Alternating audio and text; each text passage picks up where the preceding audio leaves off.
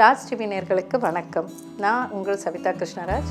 இன்றைக்கி நம்ம பார்க்க போகிறது முருங்கைக்கீரை இட்லி பொடி.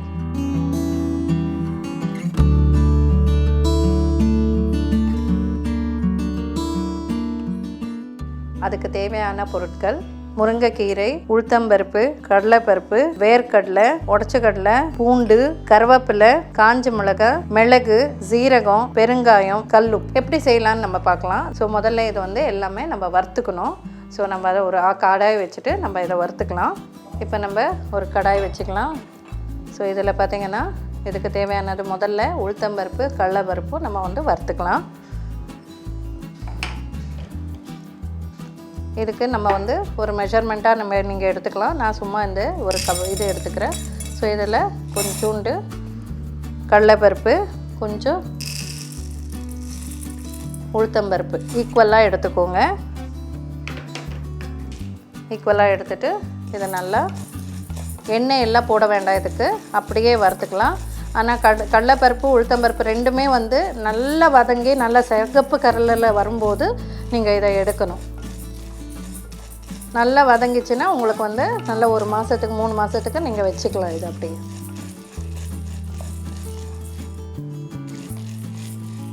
இதெல்லாம் இப்போ முருங்கைக்கீரை ஜஸ்ட் ஒரு டேப்லெட் மாதிரி பண்ணி விற்கிறாங்க.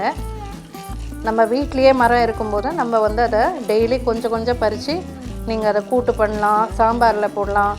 இந்த மாதிரி பொடி பண்ணி வச்சிட்டிங்கன்னா ரொம்ப ஈஸி. டெய்லி நம்ம பறித்து பண்ணணும்னு தேவை கிடையாது.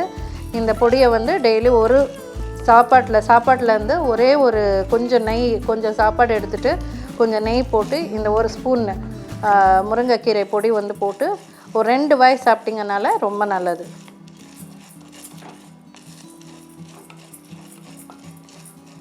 நான் கொஞ்சம் சிம்மில் வச்சுக்கிறேன். பாருங்கள், கொஞ்சம் ஸ்மெல் நல்லா வருது. இந்த உளுத்தம்பருப்பு இன்னும் கொஞ்சம் நல்லா வதங்கணும். இதை விட்டுட்டிங்கன்னா அப்படியே தீஞ்சிடும். அதனால் கைவிடாமல் இதை வதக்கினே இருங்க.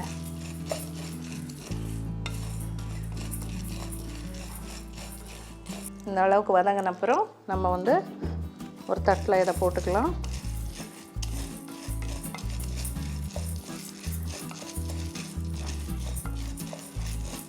நீங்கள் தனியாக கூட வதக்கிக்கலாம். உளுத்தம்பருப்பு தனியாக ஜாஸ்தி பண்ணும்போது நீங்கள் நிறைய அமௌண்ட்டுக்கு பண்ணுறீங்க, நிறைய குவான்டிட்டி பண்ணுறீங்கன்னும்போது நீங்கள் தனித்தனியாக உளுத்தம்பருப்பு தனியாக, கடலைப்பருப்பு தனியாக வறுத்துக்கலாம்.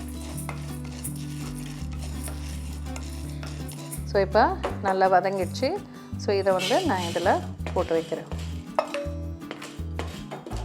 ஓகே, இப்போ வேர்க்கடலை கொஞ்சமாக போடுறோம், டேஸ்ட்டுக்காக தான். இது ஆக்சுவலி பீனட்ஸ் ரொம்ப நல்லது. கொஞ்சமாக இதில் போடணும். அதே மாதிரி இது வதங்கினப்புறம் கொஞ்சம் உடச்ச கடலை லாஸ்ட்டில் அப்படி சும்மா ஹீட் பண்ணி வச்சிடணும்.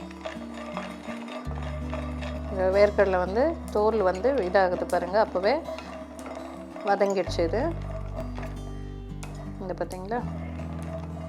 இப்போ உடச்ச கடலை கொஞ்சம் ஓரளவுக்கு கையளவுக்கு சும்மா அப்படியே போட்டுக்கணும்.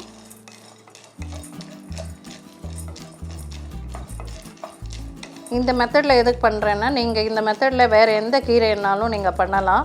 ஸோ குழந்தைங்க விரும்பி சாப்பிட்றதுக்காக தான் நம்ம பண்ணுறது இந்த மாதிரி. இதை பாருங்கள், வதங்கிடுச்சு. கொஞ்சம் சீரகம், இதை பாருங்கள், ஒரு ஸ்பூன் அளவுக்கு மிளகு, அவ்வளோதான். இதுலேயே கொஞ்சம் பூண்டு நீங்கள் சாப்பிடாதவங்கன்னா பூண்டு ஆட் பண்ணாதீங்க.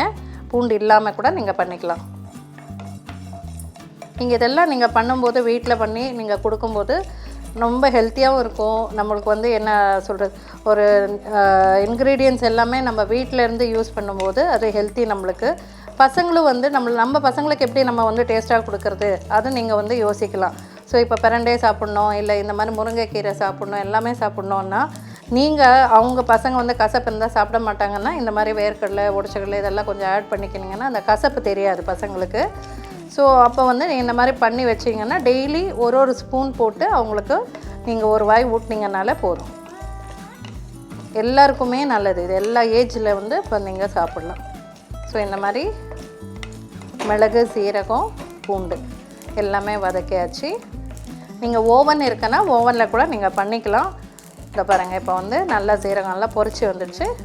பூண்டும் வந்து இதாகிடுச்சு. ஸோ இதுவும் வந்து நம்ம இதுலேயே ஆட் பண்ணிக்கலாம். முருங்கைக்கீரை அடுத்தது வந்து முருங்கைக்கீரை வந்து நான் ஆல்ரெடி வந்து கழுவி ஒரு காடி துணின்னு இருக்கும் இல்லையா, காட்டன் துணி, அதில் வந்து மேலே காய வச்சுடுங்க.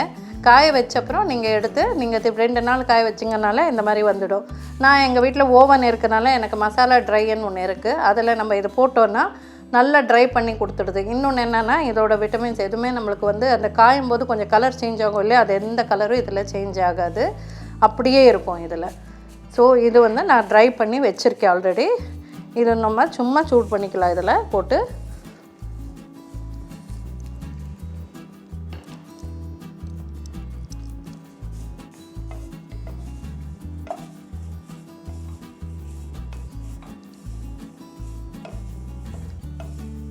ஆல்ரெடி நல்லா முறுமுறுன்னு இருக்குது.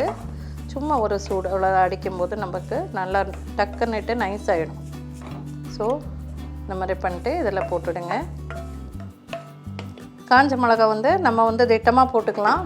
நீங்கள் கலர் வேணும்னா நீங்கள் காரப்பொடி, வெறும் காரப்பொடி, காஷ்மீர் சில்லி பவுடர் கிடைக்குது உங்களுக்கு. ஸோ அந்த மாதிரி நீங்கள் அதை யூஸ் பண்ணிக்கலாம். நான் காரத்துக்குன்னு நான் பார்க்கல, ஹெல்த்தியாக நம்ம பார்க்குறதுனால நான் காஞ்ச மிளகா போடுறேன். அந்த க்ரீன் கலரே மெயின்டைன் ஆகணும்னு பார்க்குறேன். எதுனா கீரை போடுறதுனால நம்மளுக்கு க்ரீன் கலர் வரணும்.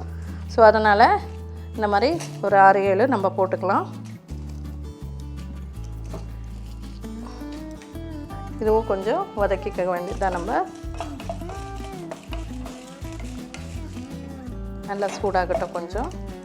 இந்த இட்லி பொடி, ரைஸ் மிக்ஸ் பொடி இதெல்லாம் நீங்கள் பண்ணும்போது நீங்கள் வந்து அந்த கல்லுப்பு இதெல்லாம் நீங்கள் யூஸ் பண்ணிங்கன்னா தான் நல்லாங்க இருக்கும். பெருங்காயம், கல்லுப்பு யூஸ் பண்ணுங்கள், சால்ட் யூஸ் பண்ணாதீங்க. ஸோ இது சூடாகிடுச்சு. இதுவும் நம்ம இதில் போட்டுக்கணும். ஸோ எதாவது ஸ்டவ் ஆஃப் பண்ணிடலாம் இப்போது. ஸோ எல்லாமே நம்ம வதக்கிட்டோம். இதே மாதிரி இதெல்லாமே நீங்கள் வதக்கிக்கணும். ஸோ வதக்கிட்டு இதை எடுத்து நம்ம வந்து மிக்ஸி ஜாரில் போட்டு நம்ம அடிச்சிடலாம். ஸோ இப்போ இந்த மாதிரி நம்ம எல்லாமே போட்டாச்சு. இப்போ இதில் வந்து அடுத்தது நம்ம சால்ட் ஆட் பண்ணணும். நான் கல்லுப்பு தான் ஆட் பண்ணுவேன். ஸோ எதுக்குன்னா இட்லி பொடியெல்லாம் நம்ம வச்சு சாப்பிட்றோம் இல்லையா, ஸோ அதனால் நம்ம கல்லுப்பு யூஸ் பண்ணணும். ஸோ இதுக்கு கல்லுப்பு போட்டாச்சு. அப்புறம் கொஞ்சம் பெருங்காயம் வந்து 1 ஸ்பூனு 2 ஸ்பூன் அளவுக்கு நீங்கள் போட்டுக்கலாம். ஸோ இது வந்து நம்ம மிக்சியில் இப்போ அடிச்சுக்கலாம்.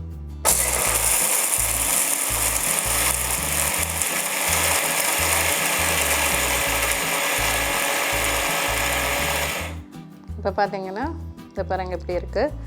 கொஞ்சம் தள்ளிட்டு நம்ம உப்பு காரம் எல்லாமே இருக்குது. ஸோ இப்போ நல்லா நைஸாக அடிச்சிட வேண்டியதுதான். நம்ம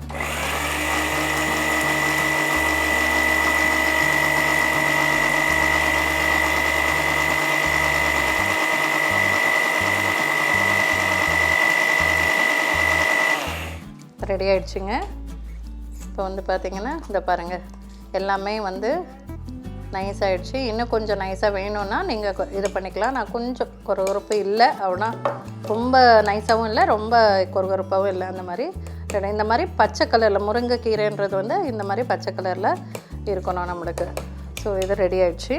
ஹோம் மேட் முருங்கைக்கீரை இட்லி பொடி ரெடி ஆகிடுச்சு. நீங்களும் இதை செஞ்சு பாருங்கள். நாளைக்கு இன்னொரு டிஷ்ஷோடு உங்களை சந்திக்கிறேன்.